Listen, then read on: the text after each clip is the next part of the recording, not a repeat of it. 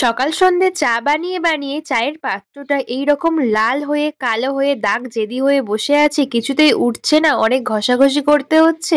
তাহলে আজকের ভিডিও তোমাদের জন্য। এখানে নিয়েছি একটা চায়ের পাত্র যেটা একদমই কালো হয়ে গেছে। এর মধ্যে দিয়ে দিচ্ছি কিছুটা পরিমাণ কোলগেট পেস্ট আর দিয়ে দেবো হাফ চামচ baking soda. Baking soda clean করতে সাহায্য করে আর কোলগেট পেস্ট দেওয়ার কারণে খুব ভালো পরিষ্কার হবে। আর দিয়ে দিচ্ছি 1 চামচ vinegar, baking soda, Colgate paste ভালো করে চায়ের যে পাত্রটা নিয়েছি এর মধ্যে মিশিয়ে দিচ্ছি। এটাকে রেখে দেব 10 মিনিট। 10 মিনিট হয়ে গেলে আমরা এটাকে পরিষ্কার করে নেব। 10 মিনিট হয়ে গেছে, আমি একটা কসবারি দিয়ে ঘষে নিচ্ছি। ঘষার সঙ্গে সঙ্গে কিন্তু কালো দাগ উঠে একদম পরিষ্কার হয়ে যাচ্ছে। আমার যে পাত্রটা ফেলে দেওয়ার মতো ছিল, একদমই ব্যবহার করার মতো না, কারণ এই পাত্রে চা করলে চা তেতো হয়। সেই পাত্র কিন্তু একদম চকচকে পরিষ্কার হয়ে গেছে। আগে এইরকম ছিল, এখন কিন্তু সাদা হয়ে গেছে। এই টিপসটা কেমন লাগলো কমেন্ট করে জানিও। ভালো লাগলে লাইক করো।